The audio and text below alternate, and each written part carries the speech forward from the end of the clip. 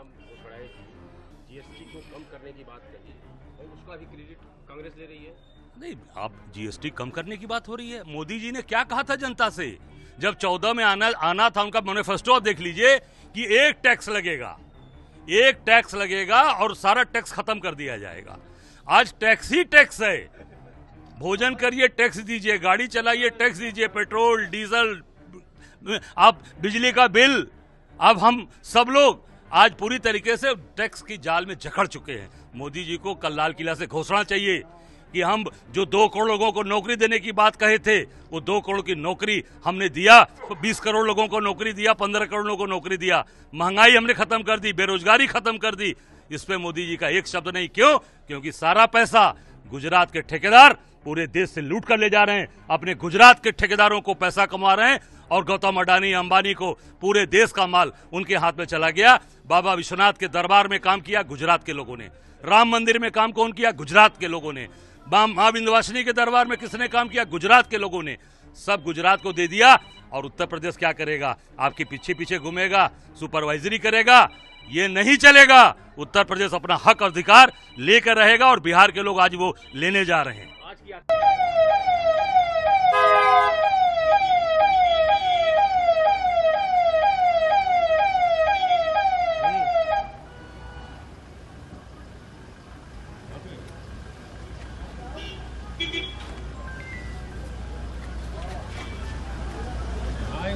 चुनाव आयोग पूरी तरीके से बेईमानी पे उतरा है, चोरी पर उतरा है, जानबूझकर। क्या एक तरफ राहुल गांधी जी यात्रा शुरू कर रहे हैं तो मोदी जी ने निर्देश दिया होगा चुनाव आयोग को कि आप प्रेस कॉन्फ्रेंस करें ताकि मीडिया कवरेज राहुल जी को न मिले, वो चुनाव आयोग को मिले।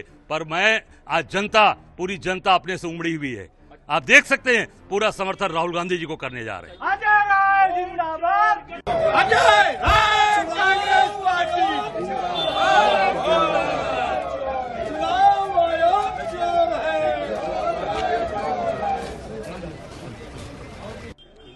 पूरे देश के अंदर आज राहुल गांधी, हम की चर्चा सा पूरे देश के अंदर है कि कोई एक बहादुर आदमी जो लड़ रहा है, आज राहुल गांधी को पूरा देश समर्थन कर रहा है। गांव गलियारा किसान आज राहुल गांधी के साथ खड़ा है कि राहुल गांधी जी लड़ो, हम आपके साथ समर्थन करने पूरी ताकत के साथ। उत्तर प्रदेश पूरी ताकत के साथ राहुल जी के साथ खड़ा है। देखिए, हमारे नेता आदरणीय राहुल जी ने जो बात उठाई है कि ये सरकार, मोदी सरकार वोट चोरी करके बनी है और ये प्रमाणित हो गया। प्रमाण के तौर पे मैं बताना चाहूंगा कि राहुल जी ने जो बात उठाई वो बनारस में साबित हो गया है कि यहां पर मोदी जी 7 राउंड चुनाव हारे और 1 बजे के बाद चुनाव आयोग ने अपनी अधिकृत वेबसाइट को क्यों बंद कर दिया। मैं चुनाव आयोग से पूछना चाहता हूं, चुनाव आयुक्त महोदय से, कि 1 बजे के बाद बनारस में मोदी जब चुनाव हार रहे थे और आप सबने दिखाया है उसको, और उस समय तक वो चुनाव आयोग के अधिकृत वेबसाइट पर आया था, उसके बाद पूरी तरीके से उसको बंद कर दिया गया और फिर वो बाद में 4:30-5 बजे दिखाया कि मोदी जी 1.5 लाख से जीत गए। 543 सीटों पर चुनाव होते हैं, 542 सीट्स को आप दिखाते हैं अधिकृत, हर राउंड दिखा रहे हैं। बनारस को क्यों रोक दिया?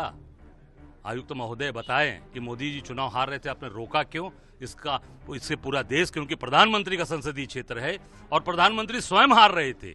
इससे साबित होता है जो राहुल गांधी जी ने कहा है कि वोट चोरों की सरकार है, चोरी करके बनी है। और हमारे नेता आज राहुल गांधी आज पदयात्रा शुरू कर रहे हैं सासाराम से, वीरों की धरती, बहादुरों की धरती से। और बिहार परिवर्तन का स्थान है।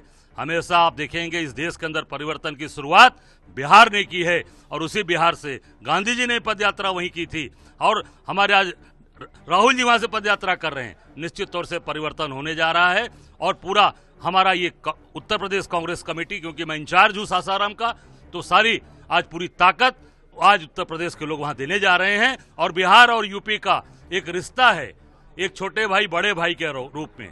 बिहार हमारा छोटा भाई है, यूपी बड़ा भाई है, तो अपना बड़ा भाई का कर्तव्य बनता है कि छोटे भाई के साथ कंधे से कंधा मिलाकर खड़े रहें और उसको ताकत दें, उसको बल दें।